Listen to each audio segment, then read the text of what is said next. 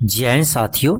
चलिए हम आज आपका जो 29 अक्टूबर का जो एग्जाम हुआ था आपका मैथ का पेपर जो सेकेंड शिफ्ट में, इसमें हम देखते हैं कितने क्वेश्चन का आंसर रॉन्ग दिया है। तो इसमें 8 क्वेश्चन का आंसर आपका रॉन्ग दिया है। चलिए आपको दिखाते हैं ये 8 क्वेश्चन कौन सा है और सभी क्वेश्चन को आपको हम सोल्व करके दिखाएंगे, ठीक है, कि कैसे इस क्वेश्चन का आंसर गलत है। तो जिसका भी एग्जाम आपका 29 अक्टूबर का था सेकेंड शिफ्ट में मैथ का पेपर 1, वो सभी अपना मिला लीजिएगा और इस पर ऑब्जेक्शन जरूर कीजिएगा। जैसे आपका ये क्वेश्चन है, ये क्वेश्चन आपको पूछा गया था कि जब 3 वर्षों के लिए चक्रवृद्धि ब्याज और साधारण ब्याज के बीच का अंतर 122 रुपया है और प्रति वर्ष 5% की दर से है, तो मूलधन क्या होगा। आपको हम पढ़ाए हैं कि 3 वर्ष जब आप पूछे 3 वर्ष के लिए और आपको साधारण ब्याज और चक्रवृद्धि ब्याज में अंतर का फॉर्मूला क्या होता है, तो डी बराबर पी इंटू आर बाय 100 के पावर 2 इंटू 300 प्लस आर बटे 100 होता है। इसको यूज कीजिए।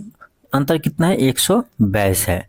P बराबर, ठीक है, P इंटू आर कितना है, 5% है, तब 5% है तो यहाँ पर 5 दीजिए बटे 100 गुने यहाँ 5 जोड़ेंगे तो 305 आएगा बटे 100, ठीक है। इसको काटिए 5 से, तो 5 से काटेंगे तो 6 पंचे 30, 6 का 5 एका 5, 20 पंचे 100, ये 61 से काटिए 61 दूनी 122 होता है।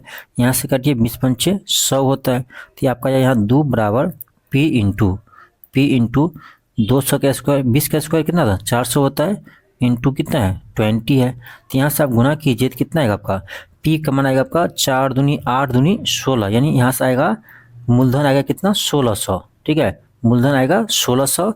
जबकि आंसर दिया है कितना, तो 24,400 दिया, ये गलत है। सॉरी 1600 नहीं 16,000 आएगा, सॉरी आंसर कितना आएगा 16,000 आएगा, 16,000 आएगा। जबकि आंसर दिया है कितना 24,400 दिया, जो गलत है। तो इसका आंसर क्या होगा, सही आंसर डी होगा। आपको हम बनाकर यहाँ दिखा दिए हैं, सही आंसर क्या होगा डी होगा। तो इस पर जरूर ऑब्जेक्शन कीजिए, ठीक है। चलिए और हम क्वेश्चन दिखाते हैं। अगला क्वेश्चन देखिए, ये आपका जो गलत है, देखिए इसमें क्या कह रहा है, इसका कह रहा है कितना हल होगा, ठीक है। चलिए देखते हैं क्या है आपका। तो यहाँ पर आपका x का कोफिशिएंट कितना है 3 है, यहाँ पर कितना है -6 है, यहाँ पर y का कोफिशिएंट कितना है 5 है, वहाँ पर कितना है 10 है। यहाँ पर देखिए ये आपका यानी ये कितना है, तो 7, देखिए 3 दूनी 6, तो कितना आएगा 1/2, 5 दूनी 10, यहाँ कितना है -1/2, यहाँ कितना है 1 आ रहा है। तो ये बराबर नहीं है, लेकिन ये दोनों क्या है बराबर है। आप लोग पढ़े होंगे ए बट्टे डी बराबर बी बट्टे ई बराबर सी बट्टे एफ, ठीक है। इसमें देखिए जब ये बराबर हो और ये बराबर नहीं होता है, तो उस समय क्या होता है, केवल एक हल होता है। क्या होता है, केवल एक हल होता है, उसी बोलते हैं अद्वितीय हल, ठीक है, अद्वितीय हल, ठीक है। तो इसका आंसर सही में क्या होगा, ऑप्शन ए होगा, अद्वितीय समाधान, ठीक है। यानी केवल एक हल होगा, इसी को बोलते हैं अद्वितीय समाधान, ठीक है। जबकि आंसर क्या दिया है, कोई समाधान नहीं, समझ रहे हैं, कोई समाधान नहीं। तो ये आपका गलत है, इसका आंसर सही आपका ऑप्शन ए है। और जो भी स्टूडेंट का ये क्वेश्चन है ये बिल्कुल सही लगा के आया है ए, तो इस पर ऑब्जेक्शन कीजिए, आपको 1 नंबर यहाँ भी बढ़ेगा। तो 2 क्वेश्चन हुआ। आगे चलिए दिखाते हैं आपको। ये क्वेश्चन देखिए, ये क्वेश्चन दिया गया आपका कि ABC, ठीक है, ध्यान दीजिए, त्रिभुज ABC में आपका ए दिया कितना, ABC सर्वंगसम है आपका त्रिभुज DEF, ठीक है। जैसे करें ना वैसे में लिखेंगे क्रम में, ठीक है। अब देखो ये कितना दिया है, ये दिया आपका 30 डिग्री कोण और आपका सी दिया है कितना 50 डिग्री कोण। जब सी दिया है 50 तो बी कितना हो जाएगा 30 50 80, तो ये होगा आपका 100 डिग्री हो जाएगा, ठीक है, 100 डिग्री हो जाएगा, ठीक है। अब यहाँ देखो, अब देखो और क्या दिया है हमें, और दिया है आपका ए बी दिया है कितना 5 दिया है, ए सी दिया है कितना, ए सी दिया है 8 दिया है, ए सी 8 दिया है, और क्या दिया है डी एफ दिया है, डी एफ ये दिया आपका कितना 7.5 दिया है, ठीक है। अब करें कौन सा कथन सही है, तो सब में देखिए आपका डी है, तो जो आंसर सही दिया उसी हम चेक करते हैं, डी का मान निकालते हैं, ठीक है। डी का मान जब देखिए ऐसे जब 2 त्रिभुज सर्वसम होता है तो क्या होता है, उसके संगत भुजा का अनुपात क्या होता है, इक्वल होता है। तो यहाँ देखिए ए बी है हमको क्या निकालना है, हमको जो निकाला उसको ध्यान दीजिए। हमको निकाला DE, तो DE किस में है ये देखिए, DE किस में है, ये इसमें है DE, तो यानी हमको AC लेना पड़ेगा, ठीक है। तो AC बटे DE, AC बटे DE बराबर, और क्या दिया हमें, हमें दिया हुआ AB बटे यहाँ पर DF दिया है, ठीक है। तो AC कितना है यहाँ पर 8 है, DF DE नहीं पता है तो DE लिखिए यहाँ पर। AB कितना है आपको, AB 5 है, DF कितना है, DF आपका 7.5 है। पॉइंट हो रही है यहाँ 0 हो जाएगा, 25 दूनी 50, 25 या 75, 2 चौका 8, यहाँ से आपका DE का मान कितना जाएगा, 3 चौक 12 आ जाएगा, ठीक है। चलो ठीक है, DE तो 12 है, लेकिन 12 यहाँ भी है यहाँ भी है, अब एंगल पर फंसेगा। अब एंगल यहाँ F दिया है, F का मान, F देखो ये B है ना, तो B का संगत यहाँ पर क्या है, F है, तो B 100 है ना, तो आपका F भी 100 डिग्री ही होगा, ठीक है। तो इसके अकॉर्डिंग आपका इसका आंसर B होगा, ठीक है। क्या होगा, इसके अकॉर्डिंग आंसर B होगा। DE बराबर 12 सेंटीमीटर और कोण F बराबर 100 डिग्री, ठीक है। तो यहाँ पर जबकि कोण F दिया आपका कितना, तो 50 डिग्री, वो भी गलत है। तो इस पर भी ऑब्जेक्शन कीजिए, यहाँ भी आपका नंबर बढ़ेगा। तो 3 क्वेश्चन हुआ। चलिए और दिखाते हैं आपको आगे हम। अगला क्वेश्चन देखिए, ये अगला क्वेश्चन आपका ये है। इसमें देखिए x का कोएफिशिएंट कितना है, 5 है बट्टे 3, और आपका y का कितना है, -15 है बट्टे -9, और आपका 8 बट्टे 24 बट्टे 5 है, ठीक है। तो ये आपका आएगा 5 से 5 तिया 3 से 3 पंचे 15, 3 तिया 9, माइनस कट जाएगा। यहाँ से ये जाएगा ऊपर 8 3 24, यहाँ आपका आ रहा है 5 बट्टे 3। तो ये तीनों बराबर आ रहा है, इनफाइनाइट सोल्यूशन होगा अनंत रूप से, ये सही है, ठीक है। सॉरी ये गलती से आ गया, ये क्वेश्चन सही है, ये गलत नहीं है, ठीक है, ये सही है आपका, ठीक है। इसमें ऑब्जेक्शन नहीं करना है क्योंकि ये सही है। चलिए आगे देखते हैं। अगला क्वेश्चन देखिए, हाँ इसमें देखिए क्वेश्चन क्या दिया है। क्वेश्चन क्या है आपका, अमित ने अपने दोस्त को 11,000 रुपया दिया, इसे 2 वार्षिक किस्तों में 20% की वार्षिक चक्रवृद्धि ब्याज दर पर के साथ चुकाना जाना है, तो कह रहा प्रत्येक किस्त कितना होगा। ये क्वेश्चन आप हम क्लास में करवा चुके हैं, अभी BPSC AEDO का हम क्लास स्टार्ट किए हैं, उसमें जाकर देखिए पूरे मैथ आपको बेसिक से हम समझाएं। सॉरी BPSC AEDO, ठीक है, AEDO का क्लास स्टार्ट किए हैं, उसमें पूरे आपको मैथ अभी हम पढ़ा रहे हैं, ठीक है, पूरे सब विषय पढ़ा रहे हैं। तो उसमें आपको हम पढ़ाए थे कि चक्रवृद्धि ब्याज पर आपका यदि किस्त पूछे तो क्या करेंगे, तो रेट पर डिपेंड करता है। रेट कितना है, 20% है, तो 20% उसको हम क्या लिख सकते हैं, 20 पंचे 100 यानी 1/5 लिख सकते हैं। 2 किस्त में है तो क्या होगा, 5 रुपये का 6 रुपया हो जाएगा। अगले साल कितना होगा, 5 25 छता के 36। क्या बोले थे, ये किस्त है तो इसको भी बराबर करो, 36 करो, तो इसमें 6 से गुना करना पड़ेगा। तो ये आएगा आपका 6 पंचे 30 और 25, तो कितना आएगा, 30 25 कितना होता है, 55 होता है। ये 36 दूनी कितना होता है, 72 होता है। ये क्या है, तो ये आपका मूलधन है, ये क्या है आपका, ये मिश्रधन है। क्या दिया मुझे, ये आपको दिया है मूलधन कितना, तो आपका 11,000 दिया है, तो यानी 55 पार्ट दिया है हमें कितना, तो 11,000 दिया है, तो ये 55 पार्ट का मान है। क्या चाहिए मुझे चाहिए प्रत्येक किस्त का मान। प्रत्येक किस्त कितना है, 36 है, तो 36 पार्ट का आंसर निकालिए, कितना आएगा, ये आपका आएगा 55 दूनी 110, इस पर 2 जीरो, तो आपका आएगा कि 36 दूनी 7200। तो इसका आंसर आएगा आपका कितना, इसका आंसर आपका आएगा कितना, 7200। प्रत्येक इंस्टॉलमेंट कितना आया मुझे, 7200। तो आपका ऑप्शन नंबर ए होगा सही, जबकि दिया है क्या, 6400, जो गलत है। तो ये इस पर भी ऑब्जेक्शन कीजिए, ठीक है, यहाँ से भी आपको नंबर बढ़ेगा। तो शायद ये चौथा क्वेश्चन हुआ, ठीक है। चलिए और हम दिखाते हैं। आप सभी के लिए एक आवश्यक सूचना है कि BPSC TRE 4 के लिए हमने एक क्लास लॉन्च किए हैं। ये PRT के लिए आपका प्राइमरी टीचर के लिए, जिसमें आपको मैथ, अर्थमेटिक और एडवांस दोनों, रीजनिंग और GK GS सभी विषय को पढ़ाया जाएगा। साथ में ये आपका ये क्लास जो है वो जनरल स्टडीज 40 मार्क्स वाले के लिए भी है, ठीक है, जिसका 40 मार्क्स का जनरल स्टडीज है 6 to 12 के लिए, तो उसका भी बैच आपको इसी में मिलेगा। मात्र 300 में ये क्लास आपको मिलेगा, तो इस क्लास को आप ज्वाइन कर सकते हैं। ये कहाँ मिलेगा आपको, तो ये मिलेगा आपको LK क्लासेस ऐप पर।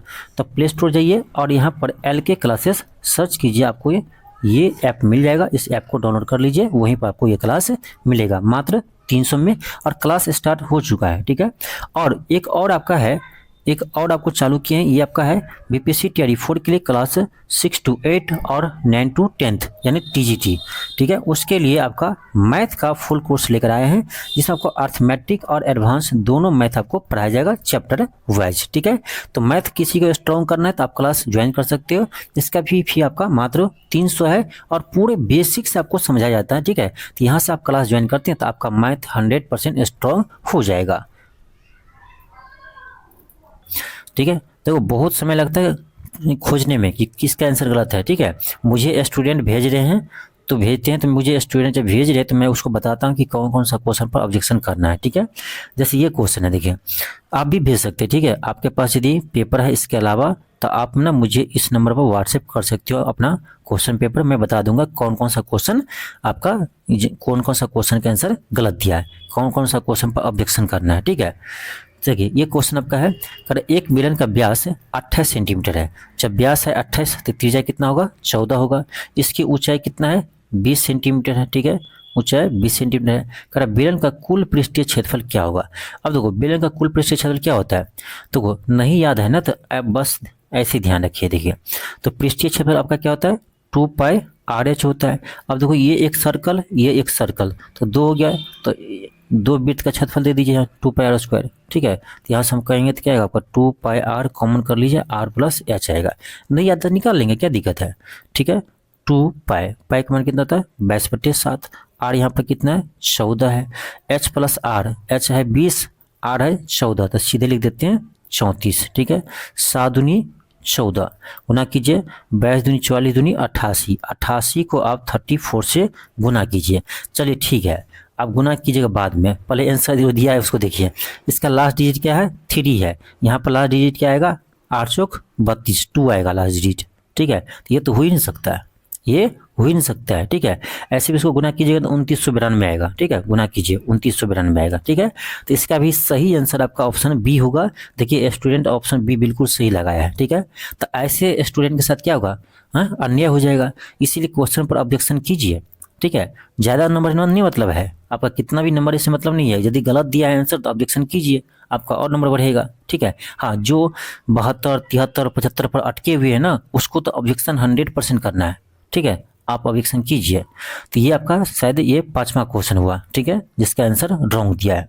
चलिए और दिखाते हैं हम आगे। देखिए इस क्वेश्चन को देखिए, ये आपका करा यदि 60 डिग्री के कोण पर झुकी हुई 2 स्पर्श रेखा 3 सेंटीमीटर त्रिज्या वाले एक वृत्त पर खींची गई है तो प्रत्येक स्पर्श रेखा की लंबाई क्या होगी। देखिए ये आपका क्या है, वृत्त है, चलो ठीक है, जैसे बन रहा है वैसे तो को, ठीक है।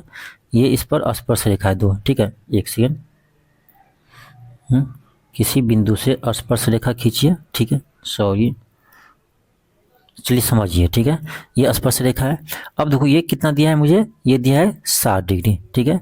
ये 60 डिग्री दिया है, इसको मिला दीजिए ऐसे, तो ये कितना होगा, ये 90 होता है, ठीक है। ये भी 90 है, तो किसी एक में लीजिए, ठीक है। तो ये पूरा 60 है, तो ये कितना आएगा, ये आएगा आपका 30 आएगा, 30 आएगा।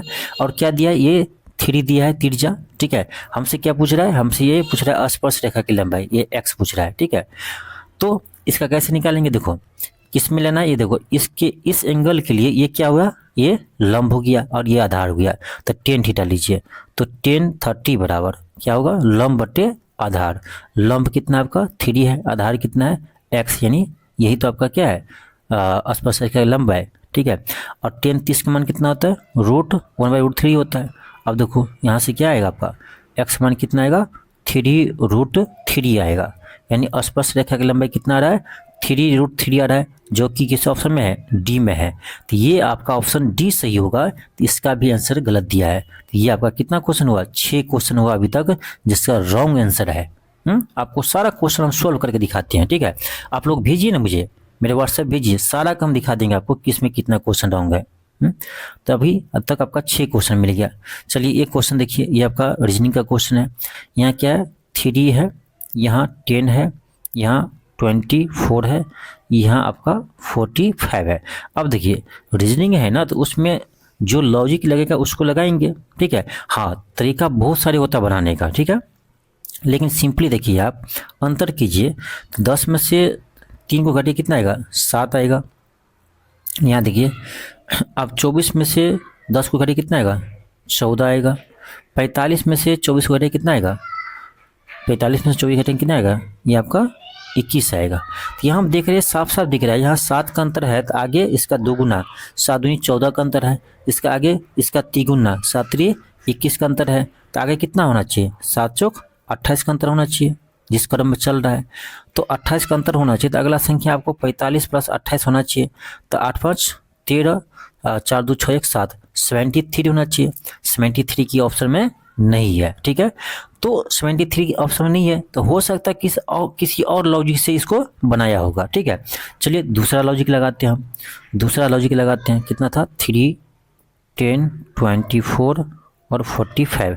दूसरा लॉजिक क्या लगाओगे, देखो तो 3 तिया 9 प्लस 1 10 हुआ, यहाँ करेंगे तो क्या आ रहा है, 10 दूनी 20 प्लस 4 आ रहा है, कोई लॉजिक ही नहीं लग रहा है, ठीक है। तो मुझे लगता है ना इसका भी आंसर मुझे लगता है नहीं ऑप्शन में, ठीक है। हालांकि ये रीजनिंग है उसमें हम कुछ नहीं कर सकते हैं, ठीक है, क्योंकि कुछ भी लॉजिक लग सकता है, ठीक है। तो ये था आपका क्वेश्चन जो आपका रॉन्ग आंसर दिया है।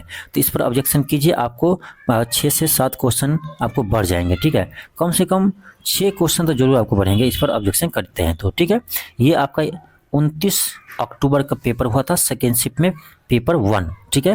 तो जिसका भी एग्जाम था आप ऑब्जेक्शन कीजिए, ठीक है, इन सभी क्वेश्चन पर। चलिए मिलते हैं नेक्स्ट क्लास में, थैंक यू, धन्यवाद।